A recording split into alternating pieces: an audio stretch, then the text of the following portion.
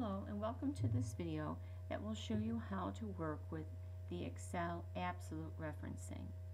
Together we can go through some of the formatting steps. Step 1 is to merge and center the text in A1. Easy process. Make sure your cursor is in the middle of the cell and select a range from A1 to E1. Using the formatting toolbar, click on the Merge and Center button. If you want, you can change the size of the font for the title, and then again using the formatting toolbar you can put a border around the cell. And if you want, you can fill it with a light color using the paint bucket. So that starts that. Next step they have you do is to calculate the total investment that you've made. Again, an easy process. Put your cursor where you want your answer to be, in our case cell E5, and all formulas start with an equal sign. Then you click out the formula. So to calculate the original purchase price, I click on the price of each stock, which is in cell C5, multiply that times how many shares I've purchased, which is cell D5. Once the formula is complete, press your enter sign, your enter key. And if you like to change the color to black, go ahead and do so using the formatting toolbar. Next thing we have you do in this assignment is to copy the formatting in A3 and apply it to A7. So click in cell A3. Now you're going to go up to the standard toolbar and click on the formatting button, the formatting paintbrush. Click that. Notice your mouse shape has changed, and then click in cell A7. And now you've copied the formatting. Okay, next step in our assignment is number 4, and what we're going to do is put in today's date. We're going to go to cell A9, and on the keyboard I'm going to press my control key and then the semicolon key. That puts in today's date, as you can see. In our case, today's date is January 5th.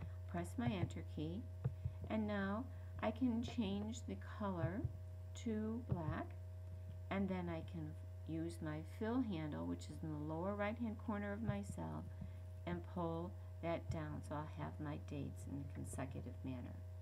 Okay, our next step down here, now we're number 7. We want to reduce the width of column A to best fit. Okay, to do that, I'm going to come up here and put my mouse between column A and column B. Notice how my mouse shape changes, and then I'm going to just slide across, and I can make then my column A a smaller column.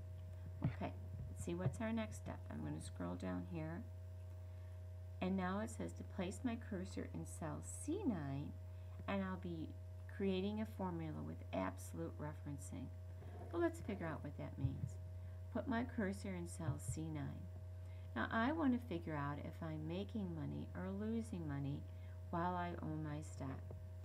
So to do that, I need to always point to cell E5 where my original investment is. We also need to point to the number of shares that's in cell D5. The reference to this cell will also be absolute. However, the reference to the current value will be relative, meaning that that will change for each row we put the formula. Okay, let's put it together. Put our cursor in cell C9 where our formula is going to be. All formulas start with the equal sign. Click on the current value and multiply that by the number of shares owned. Okay, that's in cell D5. This reference is absolute, so I put a $sign in front of the 5. I'm going to subtract from this the total investment. Again, the reference is absolute, so I put a $sign in front of the 5. Press my enter key to accept the formula. I'm going to change the color to black by clicking on the formatting toolbar, go to the lower right hand corner, and pull my formula down. So you can see as time went on, sometimes you made money and sometimes you lost money.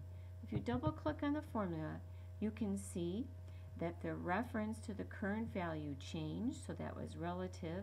However, the reference to the shares owned and total investment was absolute. It didn't change when we copied the formula down.